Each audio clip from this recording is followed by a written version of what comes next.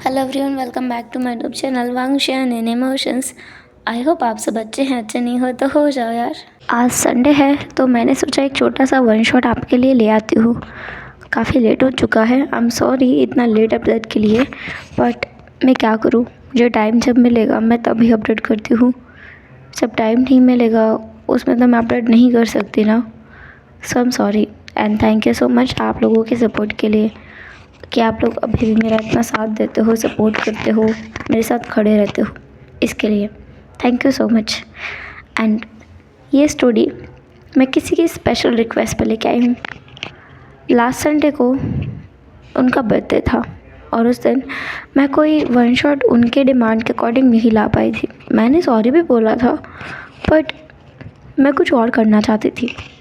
जो उनकी स्टोरी थी वैसी स्टोरी तो नहीं ला सकते क्योंकि हमारे दिमाग में जो चलता है वो तो उल्टा ही होता है। सोचते कुछ हैं, बोलते कुछ हैं, करते कुछ हैं, ऐसी हालत है मेरी। इसलिए ना मैं वैसा का वैसा नहीं ला सकती, पर हाँ कोशिश की है। तो अगर पसंद आए तो ज़रूर बताना, और नहीं आता है तो भी बता देना कि प्रॉब्लम कहाँ आई है, परेशानी कहाँ आई है। एंड जिसका वीडियो इंग्लिश में अपेयर हो रहा है वो यार सिस्टम में जाके देखो, आपको सेटिंग में वो प्रॉब्लम समझ आ जाएगी। वो वहाँ से प्रॉब्लम हो रहा है और कहीं से कोई प्रॉब्लम नहीं है। So let's get started. Story की शुरुआत होती है जब हम एक दौड़ते हुए इंसान को देखते हैं।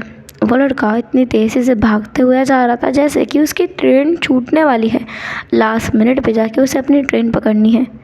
वो इतनी तेज़ी से भाग रहा था। वो लड़का भागते हुए सीधे पार्किंग लॉट की तरफ जाता है, जहाँ पर एक और लड़का जो कि लगभग उसी की एज का होगा, बाइक पे बैठ कर के हेलमेट लगा कर बस जाने ही वाला था। वो लड़का जाकर सीधे उसके हाथ को पकड़ कहता है, भाई भी तुम्हें पता है तुम्हें क्या हो रहा है। विंग जो कि स्कूल में सबसे ज़्यादा फेमस है क्योंकि वो बहुत ज़्यादा कूल है और काफ़ी ज़्यादा क्यूट दिखता है। उस पर हर कोई अपनी जान छिड़कने के लिए तत्पर रहता है, बस आगे खड़ा रहता है। विंग अपने हेलमेट को उतारते हुए, अपने बालों में हाथ फेराते हुए अपने बहुत स्टाइलिश तरीके से कहता है, क्या हुआ है?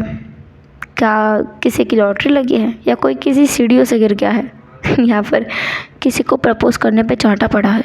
क्या हुआ है? इससे भी बुरा हुआ है भाई भी। तुम्हें सुनाऊंगा ना तो तुम गुस्से में लाल पीले नीले हो जाओगे। ओह, मैं और गुस्से से लाल पीला नीला हो जाऊंगा? ऐसी कौन सी बात है? मेरी सिज्जो को किसी ने छुड़ाया क्या? हाथ पैर तोड़ के रख दूंगा मैं उस इंसान के। न्यूसन कहता है, अहिया ब्रदर वी, आप तुम मेरी बात तो सुनो। तुम सुनोगे नहीं तो तुम्हें पता भी नहीं चलेगा कि आखिर हुआ क्या है। विंग कहता है, ये भी नहीं हुआ है। अगर जियांग जेंग के साथ कुछ हुआ है तो वो डिज़र्व करता है, होने दो उसके साथ जो होता है। न्यूसन कहता है, हाँ, अंदाज़ा लगाना बंद करोगे आप? अगर आपने जल्दी कोई कदम नहीं उठाया ना तो आपके हस्बैंड को कोई छीन के ले जाएगा। विंग कहता है, मेरे हस्बैंड को क्या हुआ है लंजा को? ऐसा सुनते ही ना वो तुरंत बाइक से उतरता है, अपने हेलमेट को पीछे न्यूसन की तरफ फेंकता है और दौड़ते हुए सीधे अंदर चला जाता है यूनिवर्सिटी से। उसका एक रूल पक्का है, क्लासेस ना लेने का, लेकिन रोज़ कुछ ना कुछ ऐसा होता है जिसकी वजह से उसे क्लास में जाना पड़ती है।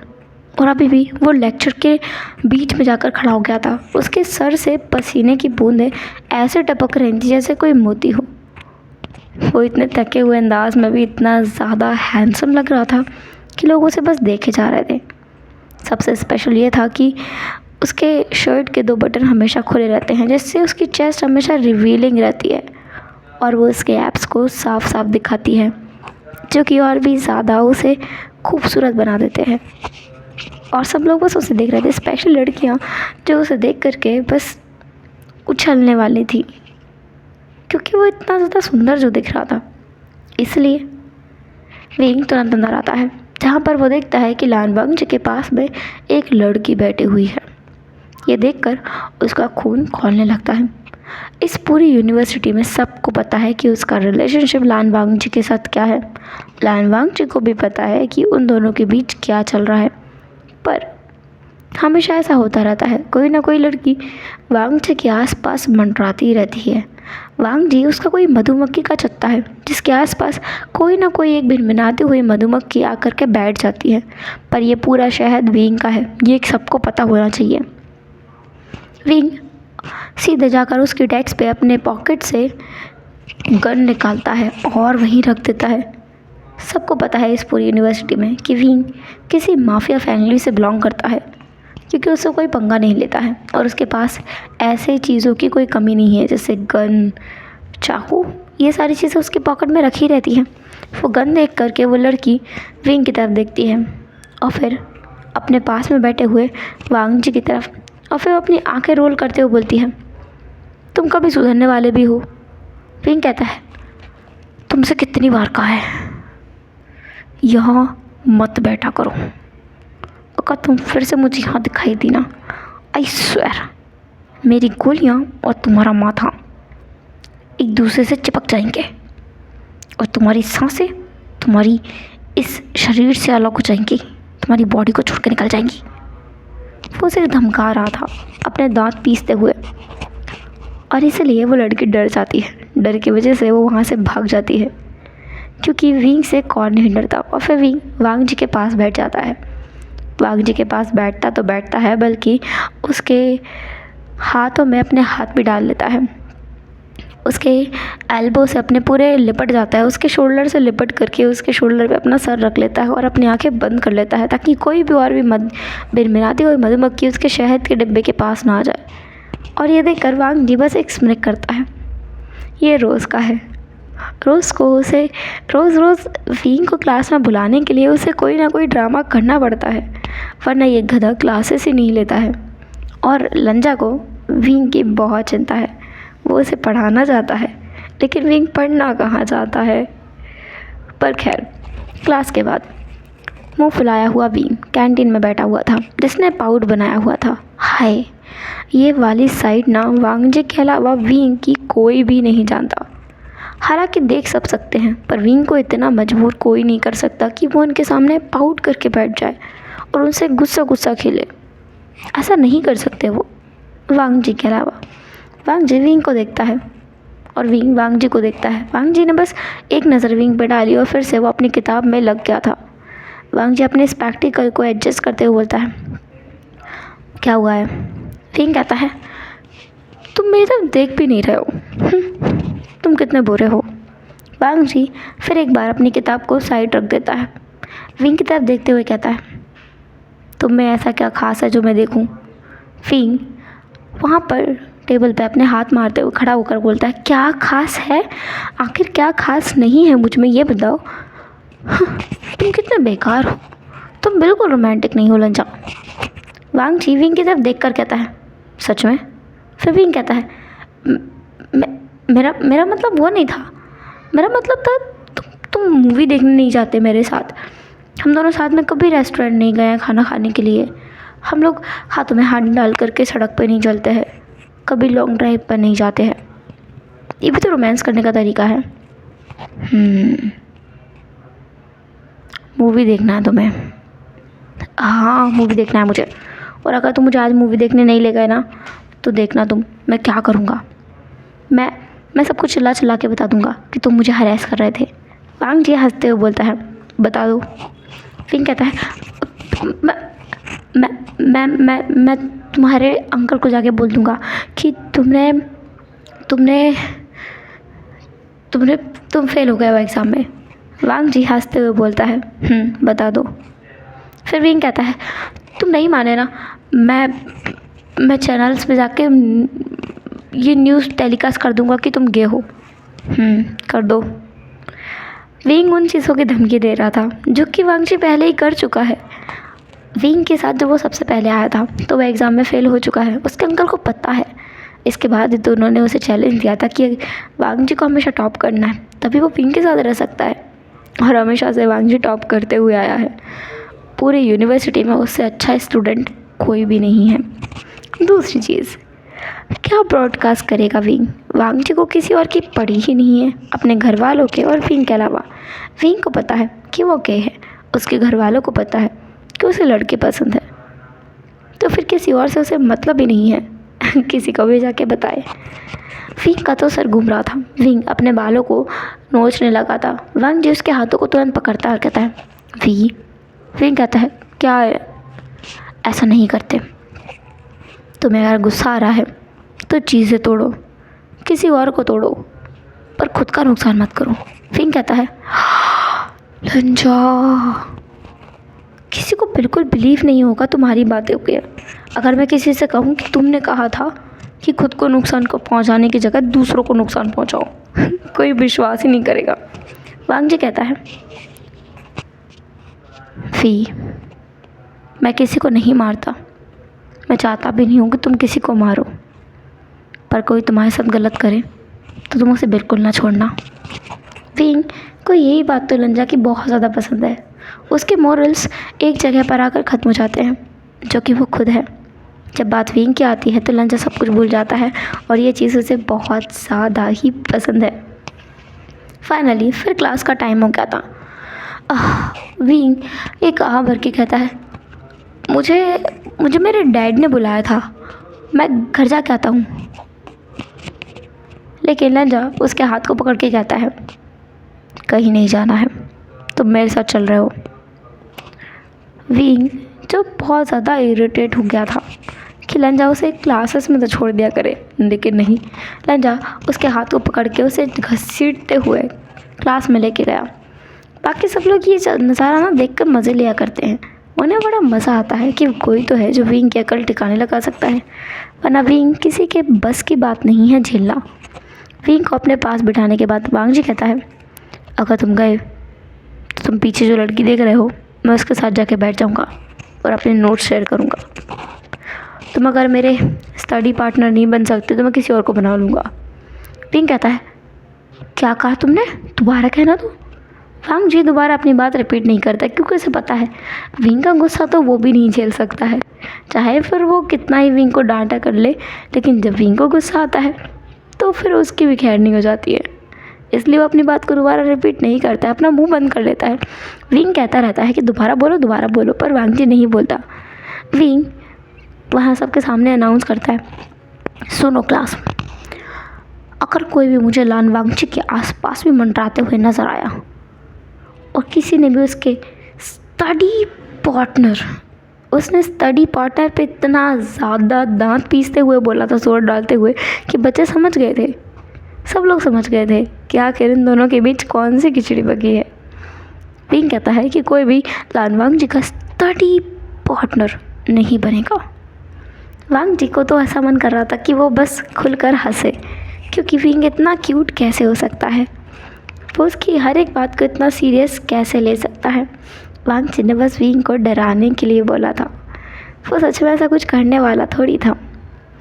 अब हम देखते हैं यूनिवर्सिटी के बाद का सीन, जहाँ पर विंग वांग जी से भीख मांग रहा था।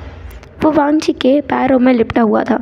वांग जी और विंग अभी भी क्लास में ही थे, बाकी सब लोग चले गए थे, पर वांग जी और विंग वहाँ थे। विंग वांग जी के पैरों में लिपट कर कहता है, लंजा, बस आज के लिए प्लीज़ प्लीज़ प्लीज़ मुझे जाने दो ना, आज के लिए, बस आज के लिए, फिर मैं प्रॉमिस करता हूँ मैं नहीं जाऊँगा। वांग जी जिस पर किसी चीज़ का असर नहीं होता है, वो विंग को बस देखता रहता है। लगभग 30 मिनट हो गए थे, पर वांग जी के पैर को ना तो विंग ने छोड़ा था और ना वांग जी की तरफ से विंग को पॉजिटिव रिस्पॉन्स मिला था, परमिशन नहीं मिली थी उसे। विंग कहता है, लंजा, कितनी देर हो गई है, क्या तुम चाहते हो मैं तुम्हारे पैरों में ही पड़ा रहूं? वांग जी अब जाके थोड़ा सा लीन होता है विंग की तरफ, क्योंकि वो चेयर पे बैठा हुआ था तो वो थोड़ा सा लीन होता है विंग की तरफ। विंग जो कि फ्लोर पे बैठकर वांग जी के पैरों से लिपटा हुआ था। वांग जी अपनी फिंगर से विंग के चिन को ऊपर उठाता है, उसकी आंखों में देखते हुए उसके करीब आकर उसके होठों को किस करते हुए बोलता है, तुम कुछ भी करो, मैं नहीं जाने दूंगा, तुम मेरे साथ घर चलोगे और पढ़ाई करोगे। विंग कहता है, बोरिंग, तुम सच में बोरिंग हो। आखिर मुझे समझ नहीं आता है कि मैं तुमसे नहीं, तुम मुझसे प्यार कर कैसे सकते हो? मैं इतना ज़्यादा उछल कूद करने वाला इंसान, तुम इतने निहायत ही बोरिंग इंसान हो, हमेशा इन फालतू की किताबों में गुम रहते हो। नहीं कर रहा हूँ मैं तुम्हारी किताबों को इंसल्ट, मुझे इरिटेशन होने लगी है अब। कब बंद होंगी तुम्हारी ये किताबें, कब बंद करोगे मुझे परेशान करना? एक दिन के लिए तो बोल रहा हूँ ना लंजा, मुझे बस आज के लिए बाहर जाने दो ना। विंग बाहर जाने के लिए भीख मांग रहा था और जिसकी परमिशन लंजा उसे दे नहीं रहा था। लंजा फाइनली उसे फिर से खींचते हुए कार तक लेके आता है और फिर सीधे घर ला करके उसे वहीं दमक देता है। विंग कहता है, लंजा जाने दो ना। अब वांग जी के पास कोई और तरीका नहीं था विंग को शांत करने का, तो वो अपना एवरीडे वाला रूटीन फॉलो करता है ताकि विंग थक जाए और अपना मुंह बंद करके कुछ देर के लिए ही शांत हो जाए। जब अच्छे से वो राउंड पूरा हो जाता है तब जा करके विंग का मुंह बंद होता है। शायद इसीलिए ही विंग रेगुलर तरीके से वांग जी से किसी ऐसी चीज़ की भीख मांगता है जिसके लिए वांग जी उसे अलाउ नहीं करेगा, क्योंकि शायद विंग को भी ये रूटीन पसंद आने लगा है। फाइनली विंग की हालत ऐसी थी कि वो उठने की हालत में नहीं था। विंग वांग जी को कर्ज कर रहा था और वांग जी मुस्कुराते हुए उसके लिए सूप लेकर आता है।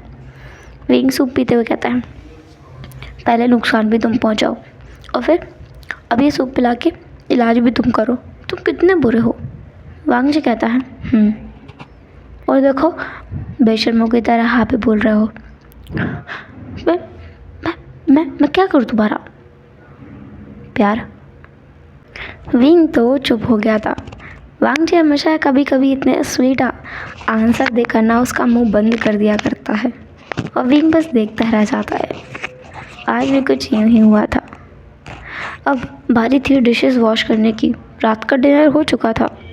वांग जी विंग की तरफ बस घूर कर देख रहा था। विंग कहता है, क्या क्या?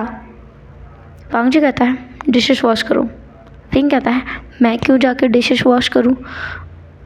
मैं नहीं करूँगा, आज मेरा मन नहीं है। वांग जी फिर से उसे घूर कर देखता है। विंग कहता है, अय्या मैं नहीं करना चाहता, आज तो मैं थक गया हूँ।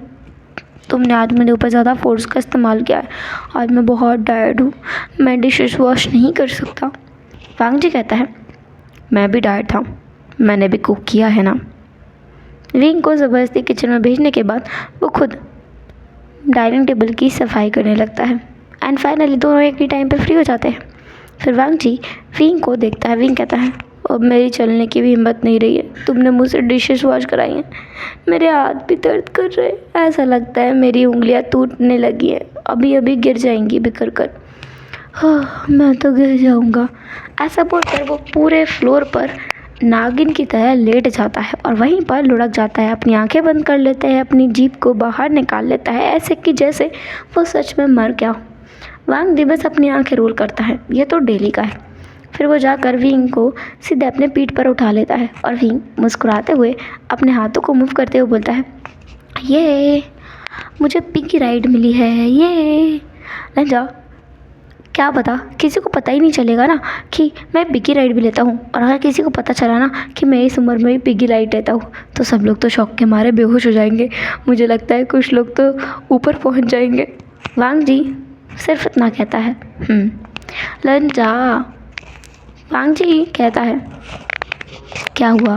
विंग कहता है, तुम इतना ठंडा रिप्लाई क्यों कर रहे हो? कुछ इंटरेस्टिंग नहीं कह सकते क्या? कुछ अच्छा सा रिएक्शन नहीं दे सकते? वांग जी कहता है, ओह सही कहा, अगर किसी को पता चला कि तुम पिगी राइड लेते हो तो लोग तुम्हारा मजाक उड़ाएंगे, बोलेंगे कि विंग तो 3 महीने का बेबी है। विंग कहता है, कितने बेकार हो तुम, अभी भी मेरा मजाक उड़ा रहे हो। वांग जी हंसते हुए बोलता है, और मैं क्या करूँ, तुम एक ही चीज़ डेली पूछते हो, मैं तुम्हें कैसे नए नए जवाब ला कर दूँ जब तुम्हारे सवाल ही नहीं बदलते। विंग मुंह बनाकर कहता है, मुझे तो नए रिप्लाई चाहिए, मैं ऐसा ही हूँ, मूड स्विंग होते हैं मुझे, बहुत सारे मूड स्विंग्स होते हैं मुझे, इतने मूड स्विंग्स होते हैं कि तुम झेल भी नहीं सकते। वांग जी कहता है, पता है मुझे, मैं अपनी टीन एज से लेकर अब तक तुम्हारे मूड स्विंग झेलते हुए आया हूँ, मुझसे अच्छे से कोई नहीं समझ सकता। मैं समझता हूँ। ऐसा करते हुए वांग जी एक इशारा करता है और साथ में उसे आँख में मार देता है। विंग बस देखता रह गया। विंग कहता है, तुम ये सब हरकतें कहाँ से सीख रहे हो? बताओ बताओ बताओ, तुमने कहाँ सीखा है? लास्ट टाइम रेसिंग ट्रैक पर तुमने भी ऐसा ही किया था, वहीं से सीखा है। विंग कहता है, तुम सारी गंदी चीज़ें सीख रहे हो मुझसे, तुमने कुछ और तो नहीं सीखा ना? वांग जी कहता है, हाँ एक नई चीज़ सीखी है मैंने तुमसे। विंग पूछ लेता है, कौन सी नई चीज़? ऐसा बोलते हुए वांग जी विंग के करीब आने लगता है। विंग बेड पर पूरी तरीके से लेट गया था। वैसे तो वो थका हुआ है, लेकिन अगर वांग जी चाहे तो फिर से वो सब कुछ स्टार्ट कर सकते हैं, उसे प्रॉब्लम नहीं होगी। वांग जी विंग के करीब आते हुए बेड के नीचे जो पिलो के नीचे सिगरेट का पैकेट था उसे निकाल कर कहता है, ये सीखा है मैंने। फिंग सिगरेट के पैकेट को लेकर सीधे बाहर फेंकते हुए डस्टबिन में थ्रो करता है। उसका निशाना बिल्कुल पुख्ता था। वांग जी बिना देखे कहता है, शॉट। फिंग कहता है, तुम्हें कैसे पता चला? वांग जी कहता है, विंग के करीब आते हुए, उसके होठों के करीब आते हुए विंग को लगा जैसे वांग जी फिर से उसे किस करेगा, पर वांग जी विंग के होठों पर अपनी नोज़ रख के कहता है, स्मेल। कौन सी स्मेल? मैं तो अभी तो कुछ ही नहीं किया। आफ्टरनून में किया है तुमने, कॉलेज के बाद। वांग जी विंग कहता है, तुम्हें कैसे पता चला? टाइमिंग भी पता है। वांग जी कहता है, तुमने अपनी स्मेल छिपाने के लिए बहुत कुछ किया है, मुझे पसंद नहीं है ये सब कुछ। अगर यही चलता रहा तो मैं भी स्मोकिंग चालू कर दूँगा। ऐसा बोलकर वांग जी वहीं पर लेट गया। वांग जी को पता है अगर विंग को किसी और चीज़ की धमकी दी गई तो वह डरने वाला है नहीं। उसके पेरेंट्स से भी बोलने का कहे ना तो भी वो नहीं डरेगा, लेकिन अगर ये कहा तो सच में वो डर जाएगा। विंग कहता है, लंजा, ये गलत बात है। स्मोकिंग हेल्थ के लिए कितनी ज़्यादा प्रॉब्लमेटिक है तुम्हें पता है ना, तुम ऐसा नहीं कर सकते। वांग जी कहता है, क्यों नहीं कर सकता? हम तो ना मैन हैं, तुम जो कर सकते हो वो मैं कर सकता हूँ। विंग वांग जी की तरफ घूर कर देखता है। दांत पीसते हुए वो सीधे अपने डोर की तरफ जाता है। वहाँ से जितने भी सिगरेट्स के पैकेट थे उन्हें ले करके कचरे के डिब्बे में डालकर कहता है, खुश। लंजा बस स्माइल करता है और कहता कुछ नहीं है। फिर विंग वांग जी के करीब आता है। वांग जी उसे खींचकर अपने साथ में सुला लेता है। विंग अपनी आंखें बंद करते हुए सोचता है, उसकी लाइफ कितनी चेंज हो गई है ना जब से वो लंचा से मिला है। विंग की अब साइड स्टोरी देखते हैं। असल में विंग बचपन से ही अपने पेरेंट्स के साथ नहीं रहा। उसके पेरेंट्स की जॉब के बारे में वो उसे नहीं पता था। उसे डॉम में रखा गया था। उसने बचपन से अपना ख्याल खुद ही रखा है। उसकी संगति ऐसे ऐसे बच्चों से हुई जो बिगड़े हुए थे और उसके साथ ही उसकी आदतें भी ख़राब हो गई। फिर अपने हाई स्कूल में वो वांग जी से मिला, एक पढ़ाकू सा बच्चा, नर्ड, पूरा नर्ड, जो बस कुछ नहीं कर सकता सिवाय पढ़ाई के, और इसीलिए वो वांग जी से दूर रहता था। बस एक दिन की बात है जब विंग किसी एक लड़की को बुली कर रहा था और वांग जी उसके पास आया। उसने विंग को ये नहीं समझाया कि उसे एक लड़की को बुली नहीं करना चाहिए, बल्कि वो सबके सामने अपनी किताब को अपने बैग में रखता है, फिर अपने स्पेक्टिकल्स को निकाल के अपने पॉकेट में रखता है और फिर सीधे विंग के जॉलाइन को पकड़ के उसे अपनी तरफ खींचता है और उसके चीक्स पे किस करके बोलता है, बहुत सुंदर दिख रहे हो तुम, घर चलना चाहोगे मेरे साथ? वन नाइट स्पेंड करेंगे। विंग को बहुत ह्यूमिलेटिंग लगा ये। ऐसा लगा जैसे उसकी कोई रिस्पेक्ट नहीं है और उसने वांग जी को थप्पड़ भी मारा था। वांग जी उस लड़की की तरफ मुड़कर कहता है, तुमने क्या देखा? वो लड़की डरते हुए कहती, कुछ नहीं देखा मैंने, कुछ नहीं देखा है। वांग जी उस लड़की के पास जाकर कहता है, तुमने देखा है, जब किसी के साथ बदतमीज़ी होती है तो उसे ऐसे थप्पड़ मारा जाता है, समझ आया? वो लड़की तुरंत वांग जी का गेस्चर समझती है और सीधे जाकर विंग के चीक्स पर एक जम के थप्पड़ लगाती है और उस थप्पड़ की गूंज विंग को अपनी ज़िंदगी भर याद रहेगी, क्योंकि उसके बाद उसे पहला लेसन मिला था कि आपको वो सारी चीज़ें किसी और के साथ नहीं करनी चाहिए जो आपको लगता है कि आपके साथ होने पर आपको बुरा लगेगा। फिर वो वांग जी के आसपास मंडराने लगा था और वांग जी उसे इग्नोर करता था, पूरी तरीके से इग्नोर, लेकिन विंग लगा रहा, हार नहीं मानी एंड फाइनली वो वांग जी के करीब होता गया। वांग जी को एक चीज़ समझ आ गई थी कि कैसे ही ना कैसे ही सही, पर वो विंग के साथ रह ज़रूर जाएगा, क्योंकि विंग उसकी नज़र वांग जी पर पड़ गई है। तो उसने अपने तरीके से विंग को सुधारने की कोशिश की। पहले तो वो बस विंग को सुधारना चाहता था, फिर उसके बाद उसे अपने साथ अपने आप ही बहुत ज़्यादा कंफर्टेबल महसूस होने लगा विंग के साथ। उसकी जो परेशानियाँ थी वो भी वो विंग के साथ शेयर कर पाता था जो कि वो अपने फैमिली मेम्बर्स को भी नहीं बता पाया करता था। किस तरीके से उसे स्कूल में बुली किया जाता है ये भी उसने विंग को बताया, तो विंग ने सब कुछ सुधार दिया था। और फिर ऐसा हुआ कि वांग जी विंग को बुली करने से रोकता था और सब लोग वांग जी के पास आते थे। और असल में जो उसे बुली किया करते थे वो भी वांग जी से मदद मांगने के लिए आया करते थे अब। और वांग जी ये देख कर ना बहुत ज़्यादा खुश हो गया था, डर ही सही, पर डर की वजह से उसे जो रिस्पेक्ट मिल रही है ना वो भी उसे पसंद आ रही है। कम से कम कोई उसे गलत शब्दों से नहीं बुला रहा है और गलत तरीके से उसे परेशान नहीं कर रहा था, इसलिए वो खुश था। बैक टू प्रेजेंट, अभी वांग जी की आंखों में बहुत ज़्यादा चमक थी। कैसे ये कुछ साल ऐसे ही निकल गए, वो हाई स्कूल से यूनिवर्सिटी में लास्ट ईयर में आ गए हैं, उसे पता ही नहीं चला। ना बस उसे एक बहुत ही अच्छे तरीके से अपने बिज़नेस को संभालना है। वांग जी के ब्रदर और वांग जी के अंकल, वो उनका अपना फैमिली बिजनेस है। ऐसा नहीं है कि वांग जी एक पुअर चाइल्ड है, वो काफ़ी रिच है और विंग भी काफ़ी रिच है। बस फ़र्क इतना है कि विंग की फैमिली इलीगल बिजनेसेस में है और लान फैमिली प्योर बिजनेस में है। वो दोनों फैमिलीज राइवल्स हैं बिजनेस वर्ल्ड में, पर अपने अपने बच्चों की खुशी के लिए वो लोग मान गए थे। बस लानचरण का कहना यह था कि वो विंग को अच्छे इन्फ्लुएंस में ला सकता है, पर वो खुद गलत इन्फ्लुएंस में नहीं पड़ सकता। और वांग जी ने प्रॉमिस भी किया इस चीज़ का। हालांकि उसने कई सारी गलत चीज़ें सीखी हैं जो कि उसने अपने फैमिली में बताई नहीं है, पर सबको यही लगता है कि वांग जी एक बहुत गुड चाइल्ड है, लान फैमिली को भी और वी फैमिली को भी। विंग दोनों फैमिलीज़ को बहुत ट्रबलसम लगता है। विंग की अपनी फैमिली सोचती है कि विंग को वांग जी जैसा इतना इनोसेंट इंसान मिल कैसे गया। विंग का जो कज़न है जियांग चेंग, वो भी उसी यूनिवर्सिटी में है, बस उनका स्ट्रीम बिल्कुल अलग है। सब देखते हैं नेक्स्ट मॉर्निंग का सीन।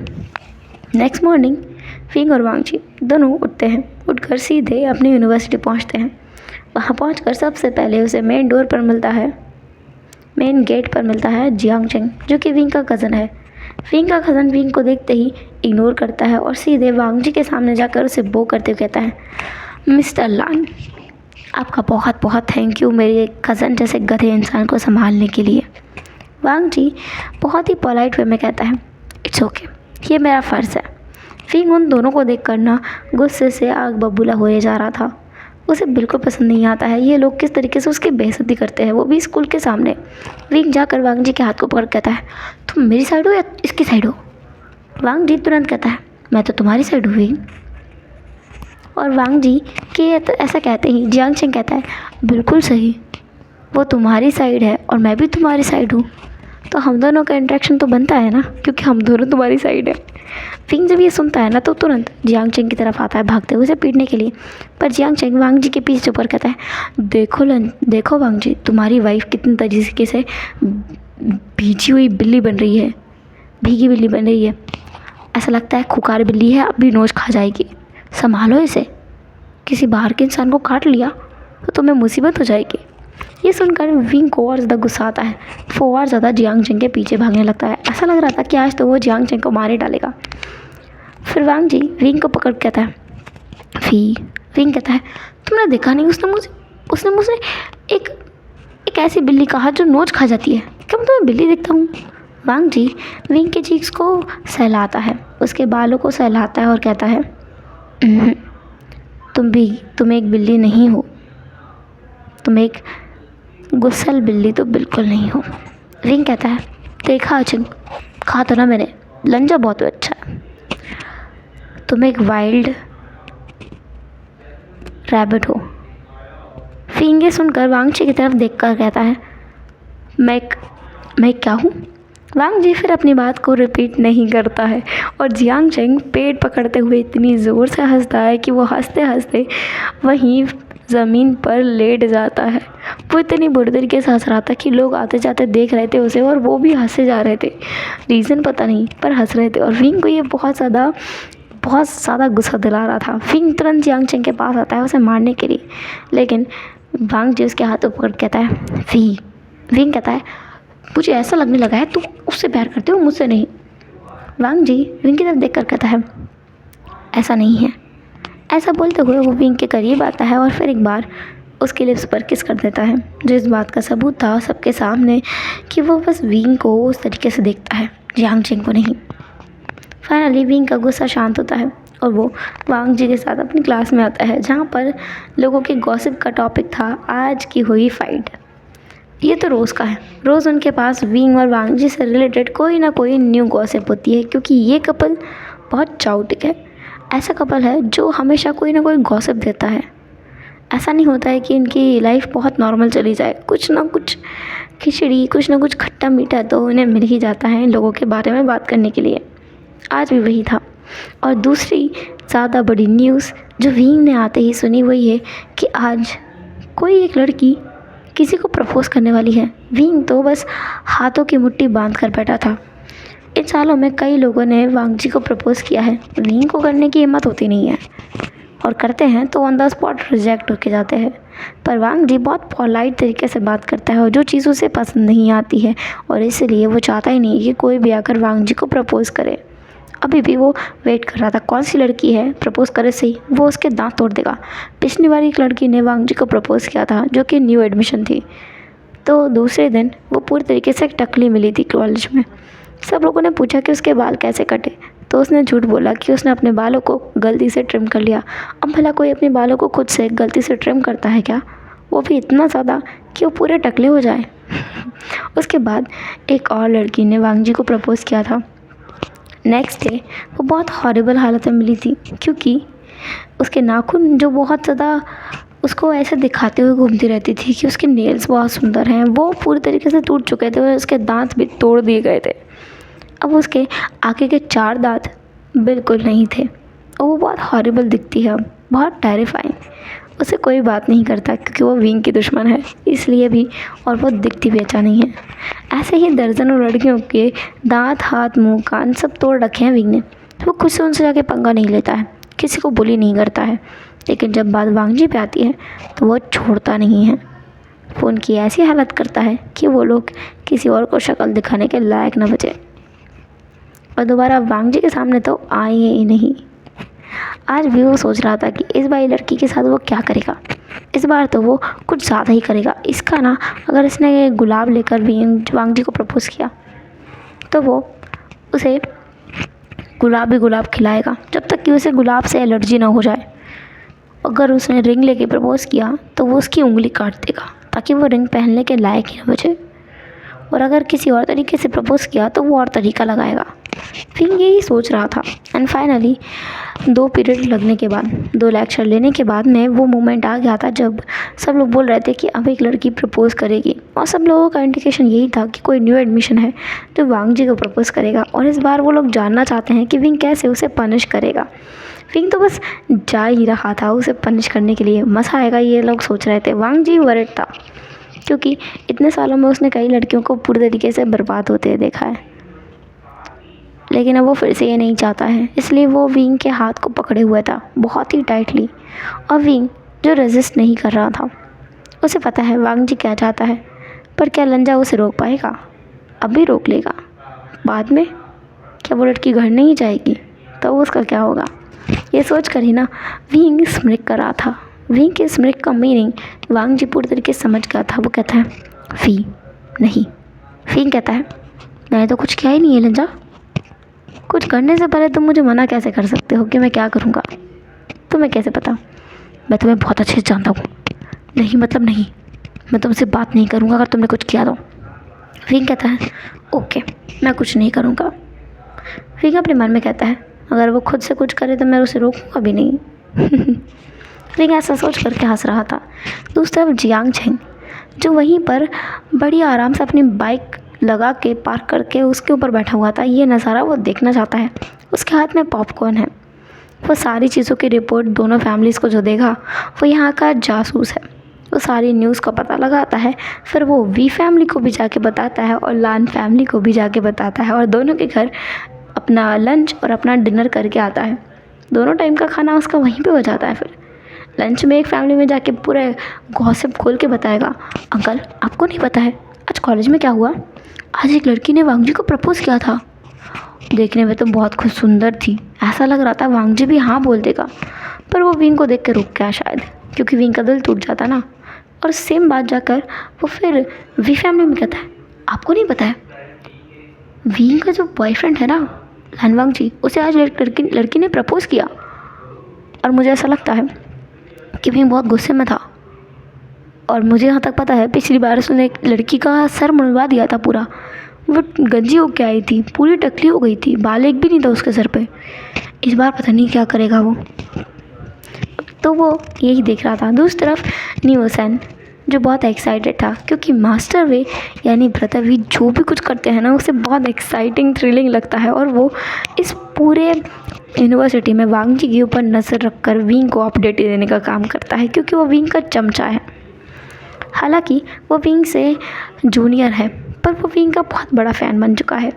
वो विंग को एडमायर करता है, बहुत ज़्यादा एडमायर करता है। वो तो विंग का फ़ैन बॉय है। अब देखते हैं हम वो सीन जो कि बस जिसका सब लोग इंतज़ार कर रहे थे। सबको इंतज़ार था कि बस अब सब कुछ ख़त्म होने वाला है। एक बार एक लड़की के साथ बहुत गलत होने वाला है और वो वांग जी को प्रपोज़ करेगी, फिर उसका कुछ ना कुछ गड़बड़ होगी। एक लड़की सामने आती है, ऑफ कोर्स न्यू एडमिशन, दिखने में काफ़ी ज़्यादा फ्रेजाइल, सुंदर, क्यूट। उसने एक बहुत शॉर्ट सा ड्रेस पहना हुआ था, दिखने में बहुत सुंदर लग रही थी। ज्वेलरीज भी बहुत हल्की थी, मेकअप नेचुरल था। वो सीधे आती है। उस लड़की के हाथ में गुलाब था। विंग ने सोच लिया था कुछ नहीं, इस लड़की के उंगली या हाथ काटना पड़ेगा या फिर इसका ऐसा हाल करना पड़ेगा कि इसे गुलाबों से एलर्जी हो जाए। फिर ये किसी भी हाल में गुलाब देने के लायक नहीं बचेगी और वांग जी को गुलाब तो दे ही नहीं पाएगी, किसी भी हाल में नहीं दे पाएगी। सब कुछ करेगी पर वांग जी के आसपास नहीं मंडराएगी।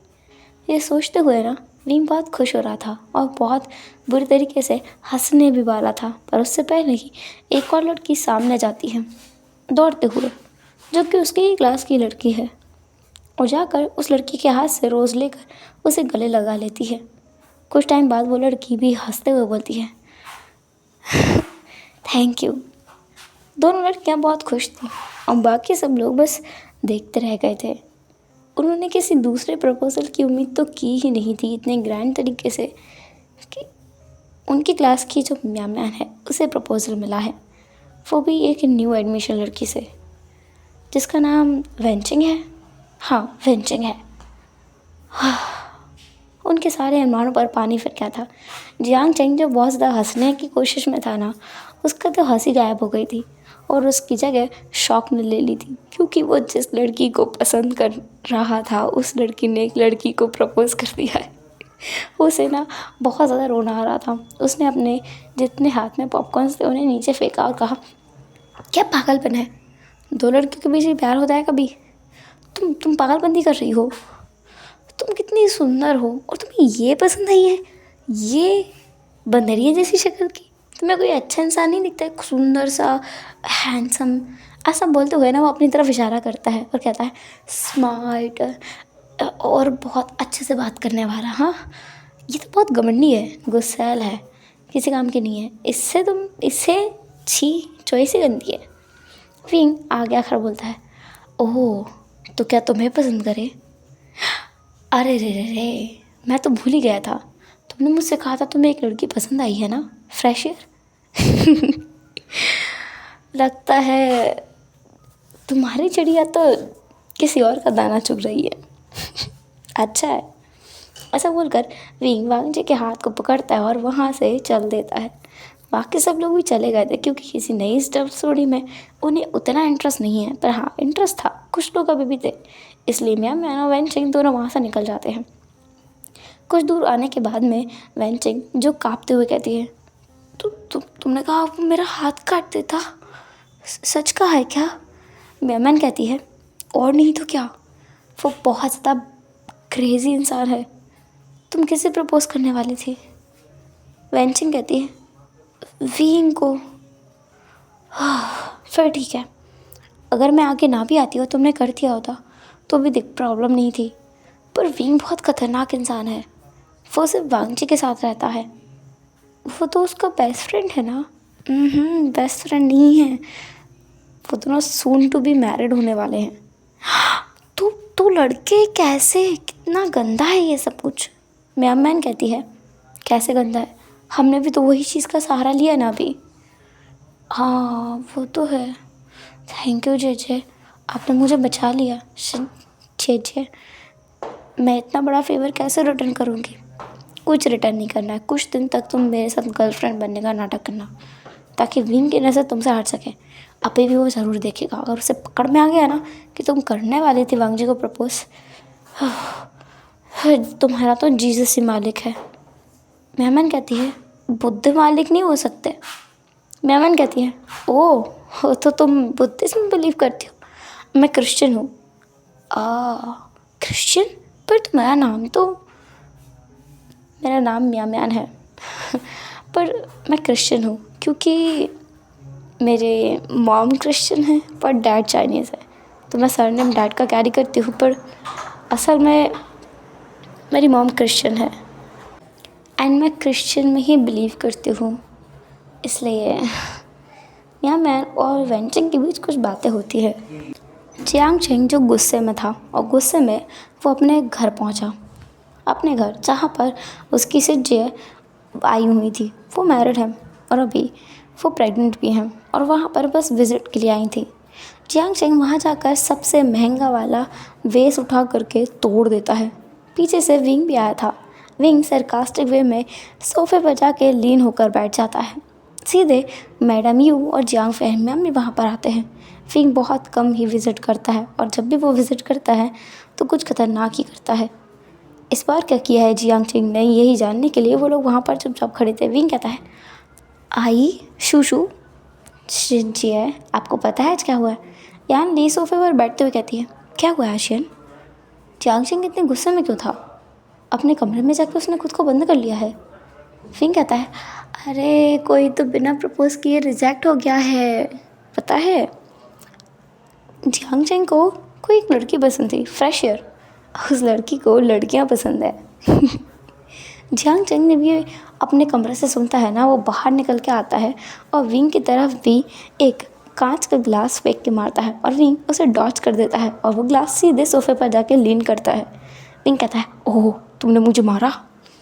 जियांग चेंग कहता है मैं तुम्हें मारा? मैं तुम्हें जान से मार डालूंगा। तुम मेरा मजाक बनाने के लिए यहाँ आए हो? विंग कहता है ओह नहीं तो, मैं तो डिनर करने के लिए आया हूँ। आई शुशु सज्जय, क्या मैं डिनर कर सकता हूँ यहाँ?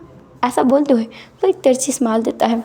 वो स्माइल जो अक्सर विंग को मिला करती है जब भी वो अपने या तो इन लॉस के घर पे होता है या फिर अपने घर पे होता है, और जियांग चेंग बस ये बोलता है मैं तो बस डिनर करने आया था, और एक तिरछी स्माइल दिया करता है। आज उसकी बारी है, उसने वो किया है। मज़ा आया उसे। डिनर के बाद वो वहाँ से निकलता है और अपने घर जाकर वांग जी की गोद में बैठ के बहुत बुरी तरीके से हंसते हुए बोलता है तुम्हें पता है अचिंग का रिएक्शन ना मुझे बहुत पसंद आया। काश कि मैं फिल्म कर पाता, उसे कैमरे में कैप्चर करता और पूरी लाइफ टाइम उसे बताता कि उसने जिस लड़की को पसंद किया उस लड़की ने किसी लड़की को पसंद किया। पता है इट्स मेकिंग मी क्रेजी लगा। मैं कितना ज़्यादा सेटिस्फैक्शन महसूस कर रहा हूँ ना, मैं तुम्हें बता नहीं सकता। वांग जी कहता है तुम्हें खुशी हो रही है? रिंग कहता है क्यों नहीं होगी, हमेशा से वो मेरे साथ पंखा लेते हुआ है, आज उसके साथ ऐसा हुआ है। मैं कितना खुश हूँ अंदर से, मैं तुम्हें बता नहीं सकता हूँ। वांग जी भी बस विंग के बालों को सहला रहा था और विंग अपने बकबक किए जा रहा था। सीन शिफ्ट करते हैं और नेक्स्ट डे का सीन देखते हैं जहाँ पर जियांग चेंग उस लड़की को परस्यू करने में लगा हुआ था और वो लड़की बार बार कह रही थी मेरी तो गर्लफ्रेंड है, कल ही मैंने उसे प्रपोज किया है, तुम भूल गए हो क्या? अंदर से जो वेंजिंग है वो कह रही थी हाँ मैंने क्यों ही ऐसा किया, ये लड़का भी कितना क्यूट है और कितने अच्छे से मुझे परस्यू कर रहा है, मुझे उसे हाँ नहीं बोलना चाहिए था, मुझे प्रपोज ही नहीं करना चाहिए था, या फिर मुझे ऐसे ही प्रपोज करना चाहिए था, कितना क्यूट है ये। म्यान जो ये सब देख रही थी और उसके बर्दाश्त से अब बाहर हो रहा था, उसे जलेसी हो रही थी। वो जियांग चेंग को आती है और उसके सिर पे 2 मुक्के चढ़ देती है। उसकी एक गाल सूज गया था, दूसरी आँख काली हो गई थी और विक ने दूर खड़े खड़े ये नज़ारा देखा और वो फिर एक बार सेटिस्फैक्शन से बहुत ज़ोर से हंसता है। वांग जी वहीं पर था। वांग जी विंग को पकड़ के कहता है वी विंग कहता है क्या लंजा, तुम देखो मुझे कितना सेटिस्फेक्शन मिल रहा है, मज़ा आ गया मुझे तो। फिर विंग वांगची के साथ सीधे रेस्ट रूम में जाता है और काफ़ी लंबे टाइम के बाद बाहर निकल के आता है, जहाँ पर वांगची और विंग के वॉशरूम के बाहर ही जियांगशेन खड़ा हुआ था, जो अपने गाल को पकड़ के खड़ा था। वो कहता है विंग से, विंग एक बार मदद कर दे। विंग कहता है हो, मुझसे मदद मांगी जा रही है, मैं ना करूँ तो? कोई बात नहीं, तो फिर मैं ये तुम लोगों के घर वालों को दिखा दूँगा। ये बोलकर वो एक वीडियो निकालता है। उस वीडियो में साफ साफ दिख रहा था जिस तरीके से वो आज अभी वॉशरूम के अंदर गए और उन्होंने क्या क्या गुल खिलाए हैं, सब कुछ उसने रिकॉर्ड कर लिया था। फिर कहता है बेशरम, हमारा प्राइवेट मैटर भी तुम्हारा रिकॉर्ड करने की चीज़ है, किसे पूछ के रिकॉर्ड किया? मुझे गुस्सा मत दिला, वापस कर मोबाइल। पर जियांगशेन कहता है और हाँ एक बात बताओ, मेरे फ़ोन में जो भी डाटा आता है मेरे जीमेल में शूट हो जाता है, तो मेरे कंप्यूटर में भी होगा।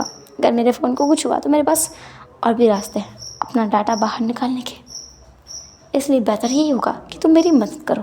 अदरवाइज़ मैं घर पे बता दूंगा कि तुम लोग स्कूल में भी अपनी ये हरकतें बंद नहीं करते हो। स्कूल पढ़ने के लिए होता है, कॉलेज में पढ़ा जाता है, ना कि ये फालतू की हरकतें की जाती है। मैं बता दूंगा सबको। विंग को बहुत गुस्सा आ रहा था, उसे अपनी बिल्कुल नहीं पड़ी है, बताना तो बता दे, पर वांगजी की उसे बहुत चिंता है। वांगजी विंग के टेंशन भरे एक्सप्रेशंस को देखता है और कहता है वी कोई बात नहीं है, तुम अगर हेल्प नहीं करना चाहते तो कोई बात नहीं, तुम मत करो। विंग कहता है कोई नहीं, वीडियो डिलीट कर दो, मैं तुम्हारी हेल्प कर दूँगा। क्या हेल्प चाहिए? तुम जाके मियाँ मैन को सेड्यूस करो या फिर वांगजी को बोलो, कुछ भी करो। वांगजी का नाम सुनते ही ना विंग जियांगशेन के गले को पकड़ लेता है। जियांगशेन कहता है अच्छा ठीक है, खुद तो कर सकते हो, किसी और से करवा सकते हो। विंग जियांगशेन को नीचे पटक के कहता है ना मैं खुद करूँगा ना लंचा से कराऊँगा, पर हाँ किसी और से कराने वाला आइडिया ठीक है, वो मैं कर सकता हूँ, पर देख लास्ट पहली और आखिरी हेल्प है मेरी, इसके बाद अगर तुमने कुछ किया ना आई स्वेयर मैं तुम्हें छोड़ूंगा नहीं, और उस वेंचिंग को तो बिल्कुल नहीं छोड़ूंगा। वेंचिंग के बारे में सुनते ही ना अब एक वीक स्पॉट जियांगशेन का मिल गया था। इसके बाद क्या था, विंग ने किसी को काम पे लगा दिया था मियाँ मैन और वेंचिंग के बीच में आने के लिए, मियाँ मैन को सेड्यूस करने के लिए किसी को लगा दिया था उसने। किसको लगाया जियांगशेन को नहीं पता, पर हाँ लगभग 2 दिन बाद ही वेंचिंग जियांगशेन के पास आई थी। उसके पास आकर उसने बताया कि उन दोनों का ब्रेकअप हो गया है, वो भी मियाँ मैन के किसी पर्सनल रीज़न की वजह से, और वो काफ़ी ज़्यादा सैड महसूस कर रही है। असल में वो ऐसा कुछ नहीं कर रही थी, पर मियाँ मैन ने कहा था कि उसे सिंपैथी गेन करनी चाहिए अगर उसे कोई पसंद आ गया तो इसलिए वो बस सिंपैथी गेन करने के लिए जियांगशेन के सामने ये मैटर खोल देती है। जियांगशेन खुश था और वो वांगजी और विंग की वीडियो डिलीट करते हुए उन्हें थम्स अप दिखाता है। फिर विंग जियांगशेन को इतनी आसानी से जाने देने वाला कहाँ था। अब हम देखते हैं लगभग 3 साल बाद का सीन, जहाँ पर जियांगशेन की वेडिंग हो रही थी। उस मैरिज सेरेमनी में एक वीडियो प्ले हो गया था अचानक से बैक स्क्रीन पे, जहाँ पर जियांगशेन किस तरीके से विंग से हेल्प मांग रहा था कि वो वेंचिंग और मियाँ मैन का ब्रेकअप करा दे। ये देखकर जियांगशेन के पैरों तले ज़मीन फिसल चुकी थी। उसे ऐसा लगा कि उसकी शादी टूटने वाली है, कि उन दोनों का ब्रेकअप हुआ नहीं था। जब मियाँ मैन और वेंचिंग का ब्रेकअप हुआ था तब वेंचिंग कितना सैड थी, वो हुआ नहीं था, उसने करवाया था। ये जानकर वेंचिंग क्या देखेगी, क्या सोचेगी। वेंचिंग जियांगशेन की तरफ देख के कहती है हमारा ब्रेकअप तुमने करवाया था, यू लायर। ऐसा बोलकर मियाँ मैन वेंचिंग बस जियांगशेन को घूर कर देखती है। जियांगशेन अपने घुटनों के बल बैठ जाता है और उसे माफ़ी मांगने लगता है, पर वेंचिंग जियांगशेन के एक्सपेक्टेशंस के अपोजिट। जियांगशेन सोच रहा था कि अब उसे थप्पड़ पड़ेगा, मैन उसे छोड़ के भाग जाएगी, वेंचिंग कहेगी कि वो बहुत झूठा है, मक्कार है, उसने उसके साथ गलत किया है, उसके इमोशंस के साथ खेला है और भी बहुत कुछ। पर वेंचिंग उसे गले लगा कर कहती है थैंक यू, मैं उससे बहुत पहले से ब्रेकअप करना चाहती थी, रीज़न ही नहीं मिल रहा था, मैं बहुत भोली थी ना उस टाइम पे। तुमने अच्छा किया। ये सुनकर ना विंग की सट्टी पट्टी गोल हो गई थी। वो तो कहाँ इन दोनों के बीच झगड़ा लगाने आया था और कहाँ इन दोनों को मिला दिया। ये देख कर ना उसे और गुस्सा आया, पर वांग जी विंग को पकड़ के कहता है, बहुत हो गया, अब तुम मेरे साथ घर चल रहे हो।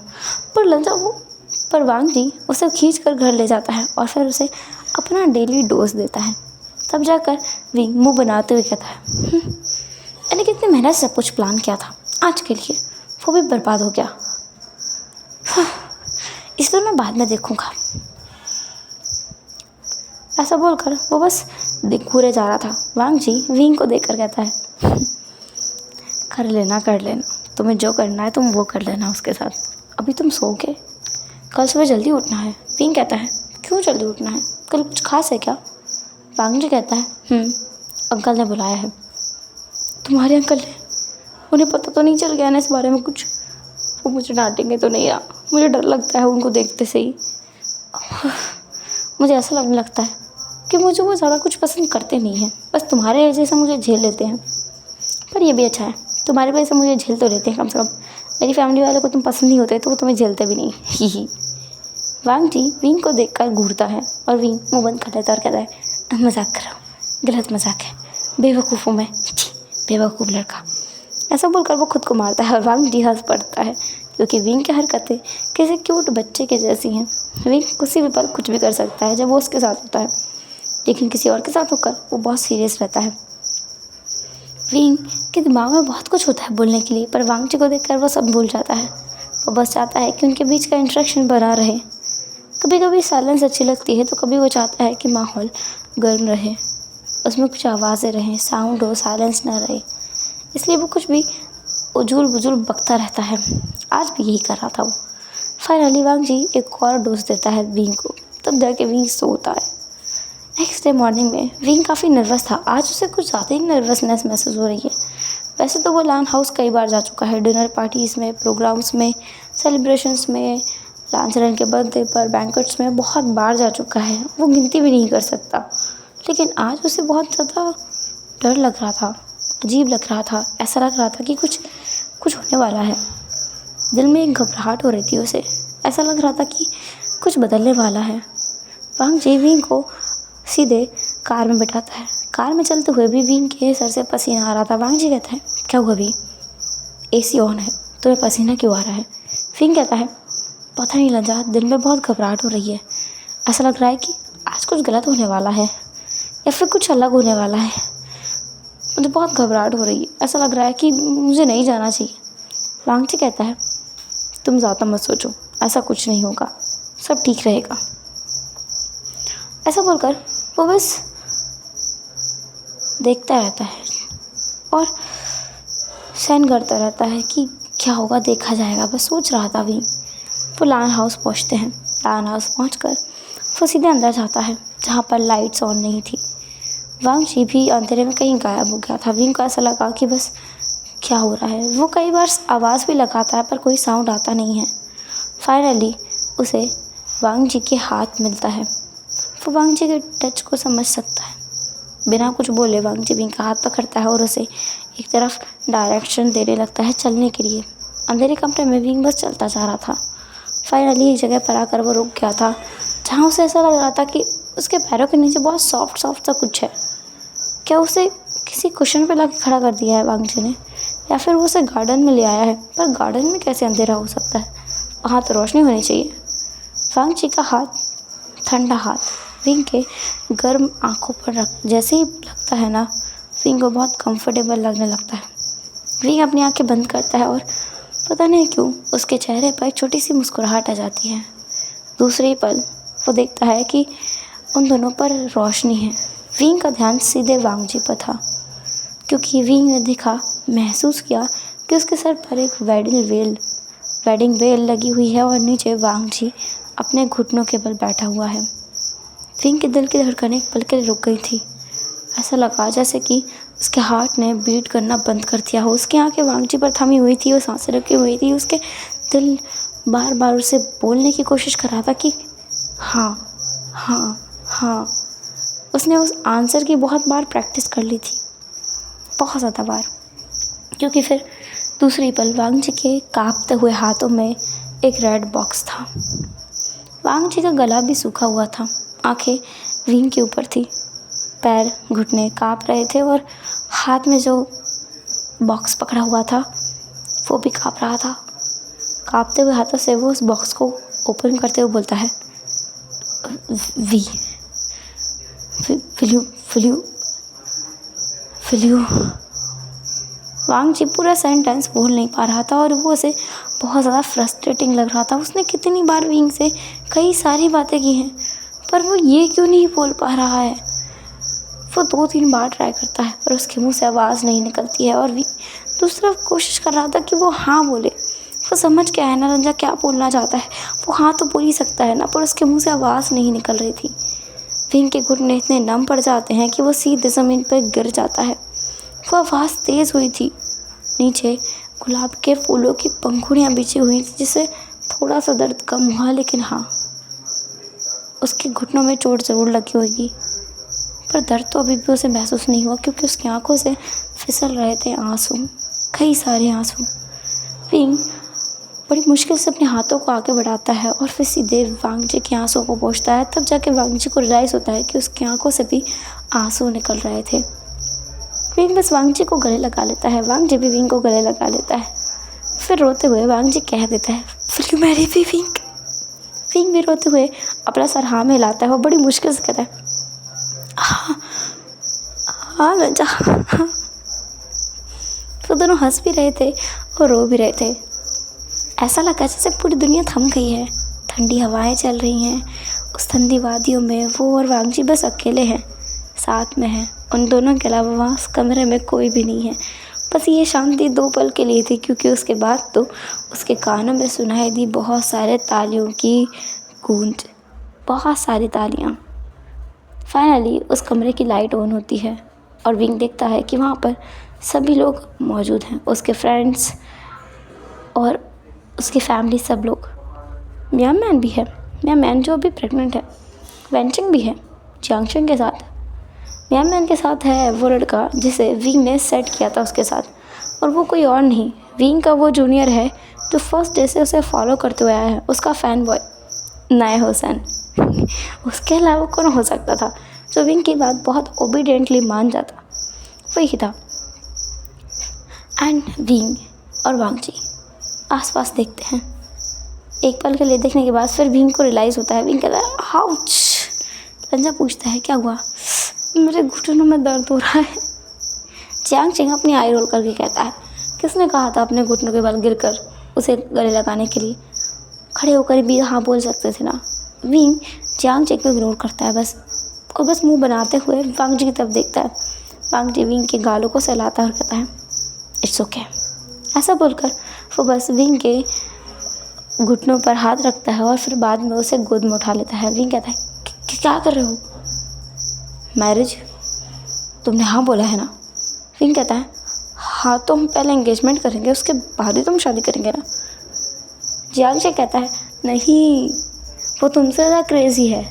जिस दिन प्रपोज करेगा उसी दिन शादी करेगा, इसलिए तो हम लोग यहाँ पर हैं। प्रीस्ट को भी बुलाया, अभी तुम्हारी मैरिज होगी। हाँ? पहली बार जा कर के विंग को वांग जी ने शौक दिया था। हमेशा वांग जी को विंग शौक देता रहता है। आज पहली बार उसे शौक मिला था वांग जी की हरकत सुनकर, जानकर। हमेशा उसे लगता था कि वो प्यार में क्रेज़ी है। आज उसे ये भी लगा कि वांग जी उससे ज़्यादा क्रेज़ी है। खुशी मिली उसे ये सुनकर और जानकर। फाइनली उन दोनों की वेडिंग रिंग्स एक्सचेंज होती हैं और मैरिज कंप्लीट होती है। पर इतनी आसानी से कहाँ, कुछ गड़बड़ तो होनी ही है ना। गड़बड़ होती है वो ये कि उनकी जो रिंग्स थी वो किसी दूसरे कपल की रिंग्स आ गई थी, और वो दूसरा कपल उनके घर पे अपनी रिंग्स लेने के लिए आया था, क्योंकि उसके बिना उनकी वेडिंग सेरेमनी कंप्लीट नहीं होनी थी। उस पर उन कपल्स का नाम लिखा हुआ था। बस दोनों कपल्स ने सेम डिज़ाइन चूज़ किया था, यानी वांगची ने जो डिज़ाइन चूज़ किया वही डिज़ाइन उन कपल्स ने चूज़ किया था, इसलिए वो रिंग मिक्स हो गई थी। वो कपल दरवाज़ा बार बार नॉक करते हैं, डोरबेल बजाते हैं, फाइनली अंदर आते हैं। वो भी मेल कपल थे। वो वहाँ आकर उन्हें सारी सिचुएशन एक्सप्लेन करते हैं और बताते हैं कि वो उन दोनों की रिंग्स है जो उन दोनों ने अपने हाथ में पहन रखी हैं।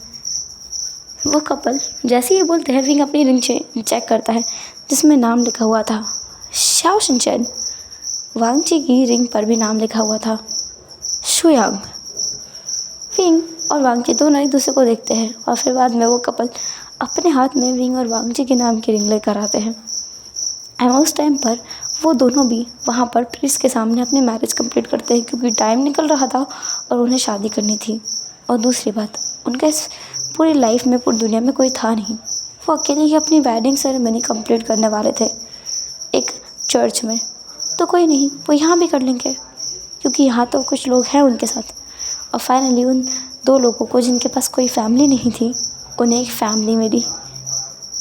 एंड इसी हैप्पी एंडिंग के साथ अपनी स्टोरी को एंड करते हैं। मैंने कहा था एक छोटी सी स्टोरी मैं आपके लिए लाई हूँ, तो ये 1 आवर की है, छोटी है पर प्यारी है। आई होप आपको पसंद आई होगी। एंड जो भी जैसे भी लगे आप मुझे कमेंट्स करके बता सकते हैं। फिर मिलते हैं नेक्स्ट स्टोरी में, तब तक लिए आप लोग अपना ख्याल रखिएगा और कमेंट्स करना बिल्कुल मत भूलना। Bye bye.